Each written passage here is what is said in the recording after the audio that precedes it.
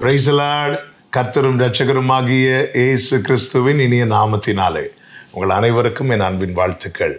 இந்த புதிய நாளை காண செய்த தேவனுக்கு ஸ்தோத்திரம் உண்டாவதாக. கர்த்தர் உங்களை பாதுகாத்து ஆசீர்வதித்து நடத்துவாராக. 102வது சங்கீதம் 13வது வசனம்.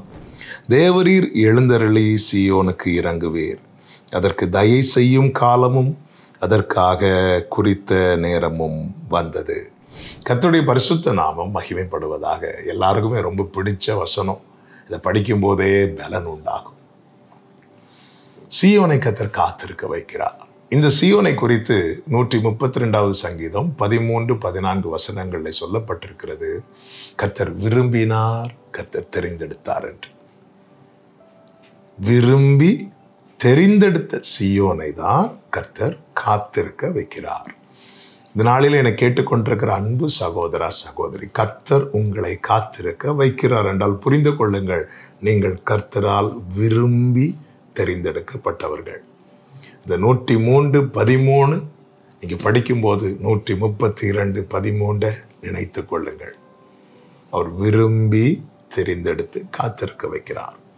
நான் தேவனால் விரும்பி தெரிந்தெடுக்கப்பட்டு தேவன் இன்னைக்கு என்னை காத்திருக்க வைக்கிறார் என்றால், நான் நினைப்பதற்கும் வேண்டிக் கொள்வதற்கும் மேலான ஒன்றை கர்த்தர் எனக்காக ஆயத்தம் பண்ணுகிறார் என்ற அர்த்தம்.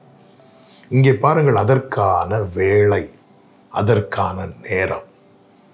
வேதம் சொல்லுகிறது, அதற்கு தயை செய்யும் காலமும் அதற்காக குறித்த நேரமும் வந்தது. இன்னைக்கு தேவன் கிருபை தந்து கொண்டிருக்கிறார். அந்த கிருபையினால் தான் நாம் நிர்மூலமாக இருக்கிறோம். நம்மை உயர்த்தும்படி தயவு தேவன் எதற்கு செய்கிறார் என்றால், நம்முடைய தயவினால் என் கொம்பு உயரும் என்று சங்கீதக்காரன் சொல்லுகிறான்.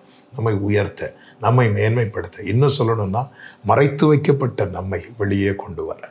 இதுதானே தாவீது பாடுவார். தீங்கு நாளிலே என்னை தமது கூடாரத்தில் மறைத்து ஒளித்து வைத்து கண்மலை மேல உயர்த்துவார். ஹல்லேலூயா.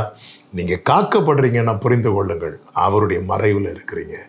வேளை வரும், தயை செய்யும் காலம் வரும். நம்மை மறைத்து வைத்தவர் எல்லா கண்களுக்கு முன்பதாக உயர்த்துவார், எல்லாருக்கும் முன்பாக மேன்மைப்படுத்துவார்.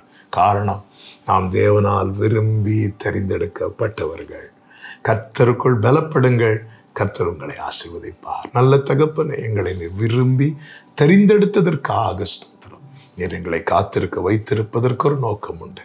ஏற்ற காலத்தில் நீர் உயர்த்துவீர், நீர் எழுந்தருளுவீர். ஆண்டவரே, காத்திருக்க கிருபை தாரும். இயேசுவின் நாமத்தில் பிதாவே, ஆமென்.